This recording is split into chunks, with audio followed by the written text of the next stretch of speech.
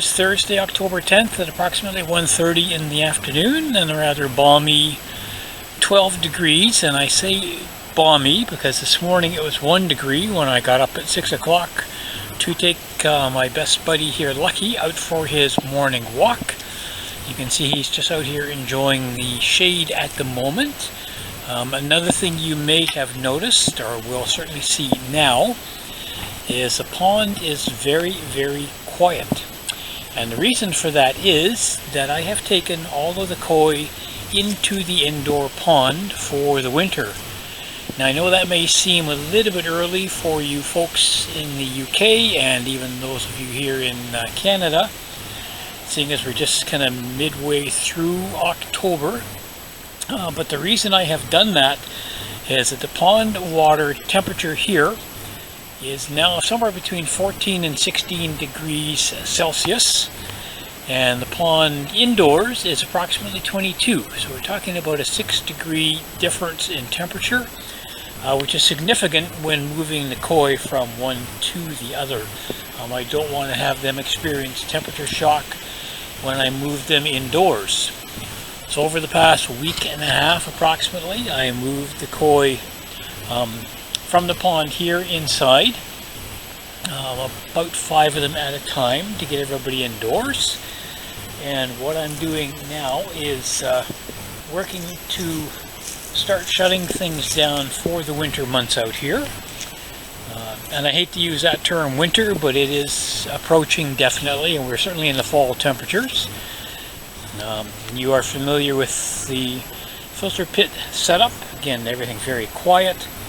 The outflow filters there and the 2 easy pods were cleaned yesterday and have been dumped, and they will be left to drain over the next few weeks to ensure that there's no moisture in there prior to the winter.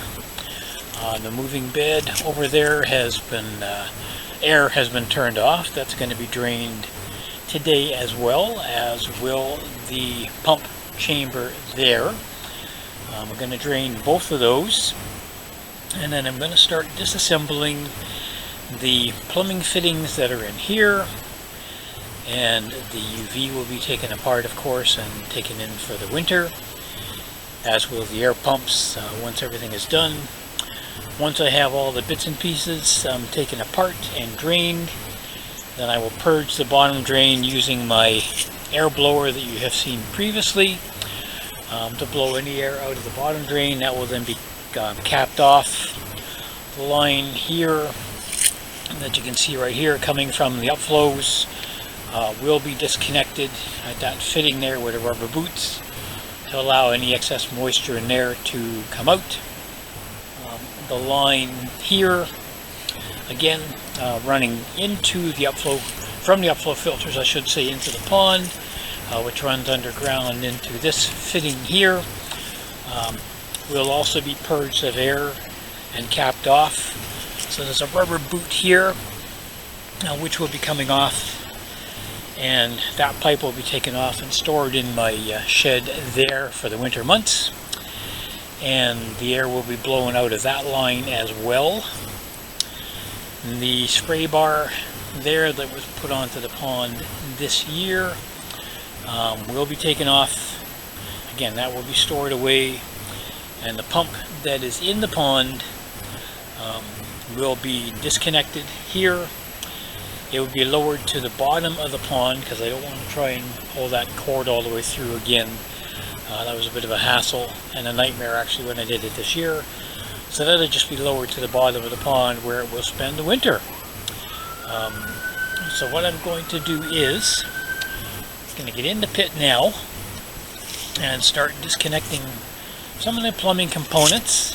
For the valves, I'm going to reconfigure those all over the course of the winter to put new lines coming in to support both UVs and into a single line going back into the pond.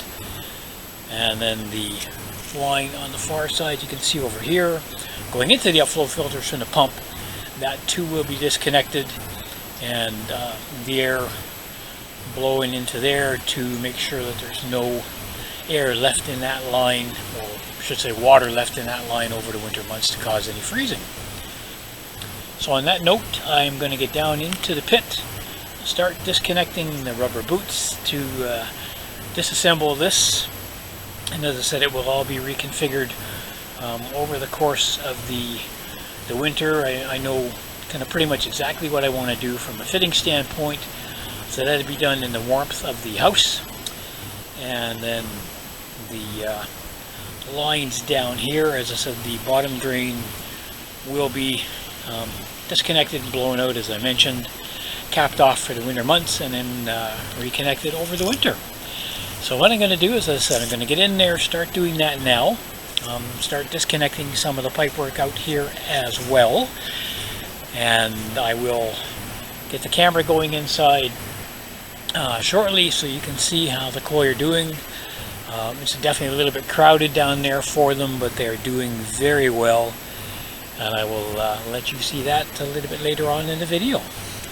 So thank you again for watching, and I will add an update section very shortly.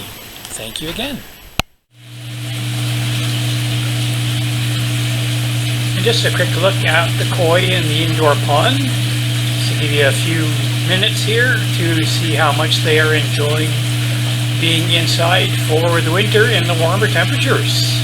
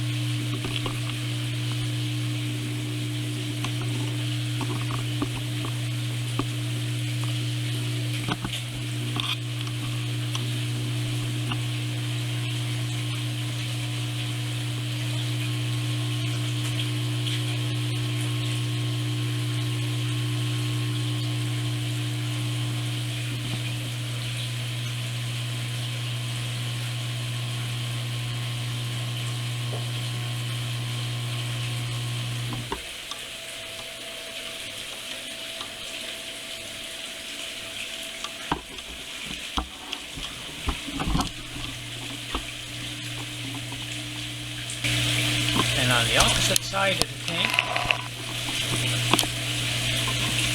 Well, it is a bit dark, and I do apologize for the lack of extra lighting down here. You will see the short-nosed sturgeon kind of bobbing his head up out of the water periodically.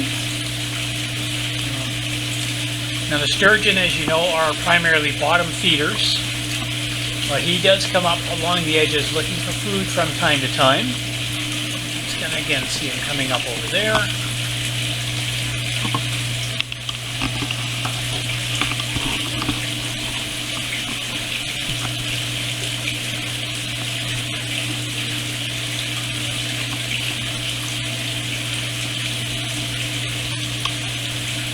Now he has learned that if he comes up to the surface like this, he can get the occasional floating koi pellet that has gone into the water here.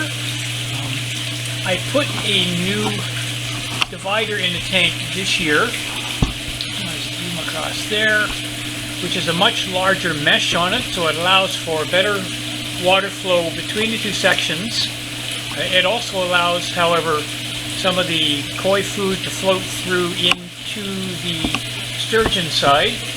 So he has been coming up to get a little bit of that. I am going to be doing a feeding ring in with the koi. I just put it together yesterday, so I'm going to give that a try later today to see how that works out. And that'll keep the food on their side. So I just move you back over to take a quick look at them, and then we'll end this segment of the video here.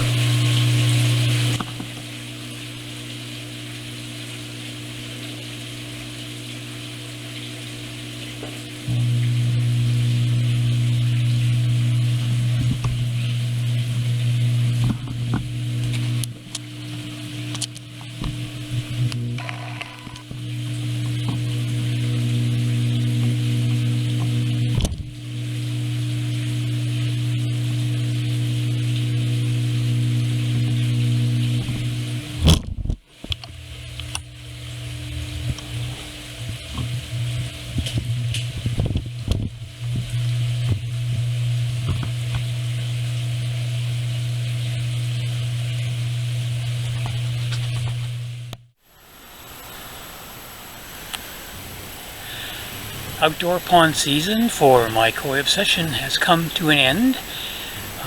Following up on the earlier portion of the video, you can see that I have got things pretty much wrapped up. Just need to do a bit of tidying up here. The canopy cover has been taken off and folded up, sitting over there. I just have to put that away in the shed. The filters have been cleaned out. Sump barrel, my pump barrel, and the moving bed have all been drained. The plumbing is all disconnected. The air line down here from the air pump to the bottom drain has been blown clear and is sealed off for the winter. The 4-inch bottom drain for the pond itself, you can kind of see down the bottom there hopefully, has been capped off, and that is also sealed for the winter after blowing out all the water that was in there. That's the blower that I had shown you in an earlier video when I was talking about the conversion to the indoor pond filter. As you can see, I get bits and pieces all over here. This is the sump pump that sits in my sump barrel to pump away the wastewater out to the street. The 2 air pumps, as you can see here, they will be taken inside and cleaned up and stored in there for the winter. This is the main pump that was running the filter system, so that will be taken inside again, taken apart, cleaned up, and made ready for next season. And the filters from Sculpted Layers are there. They're nice and clean. I'm going to be storing those inside for the winter as well. And these pipes have been also blown out and capped where appropriately. This first one here is the one that had the in the pond pump supported on there. You can just kind of see the cord going down there. That will be left as is with the pump and the water, as I mentioned earlier in the video. Because of getting the cord through the pipe itself, I'm not going to try and do that again in the spring. The pump will be fine sitting at the bottom. We do get a lot of ice on the pond, generally about a foot or so, and that will of course take, some time before it thaws, but the pond itself never freezes right down to the bottom, thank goodness. So things are definitely looking like we're good for the season now. I'm not sure if you can kind of see that, just cruising around here. Got a big dragonfly, if you can just kind of see it down there on the side of the pond. I'm not quite sure what it's doing out here at the moment. Just going to see it flying off to the other side of the pond there. Getting back on subject here. So the pond is now ready for the winter. As I said, I just have to do some tidying up out here with the pumps, take them in the house to clean them all up and protect them over the winter because of the freezing temperatures. Everything has been shut down. The electric fence is turned off. There's no need to have that running because there's nothing livestock wise in the pond. And I will be working in the next while to reconfigure, as I said, plumbing for the pump and the UV units. I've just kind of chucked it all into the barrel there for the time being. Again, the easy pods have moved. I'm going to be putting a new base in where they are situated normally. I'm going to work on that either in the next couple of weeks or so, weather permitting, or that'll be a next spring thing as well. And looking at a couple of different ideas to maybe enhance or change filtration a little bit for next season. But that's going to be a wait and see thing. So on that note, as I said, I got a bit of a mess here. The shop vac and pumps and so on and so forth have yet to be tidied up. I'm going to be doing that in just a little while. And with that said, I'm going to end the video here. Thank you all again for watching. If you have any questions, please hit that like and subscribe button. Your support is very much appreciated. Leave a comment below. And as I said, as I make any changes either in the pit here in the next few weeks or even into the spring, I will certainly be bringing updates, and we'll bring some updates regarding the new configuration for the pond plumbing for the pumps and UV units. That will be done indoors, so I'll bring you some information on that as that happens. So again, thank you for watching. Hope you find some of this interesting, and I do appreciate, as I mentioned, your support. Remember to keep calm and keep coy.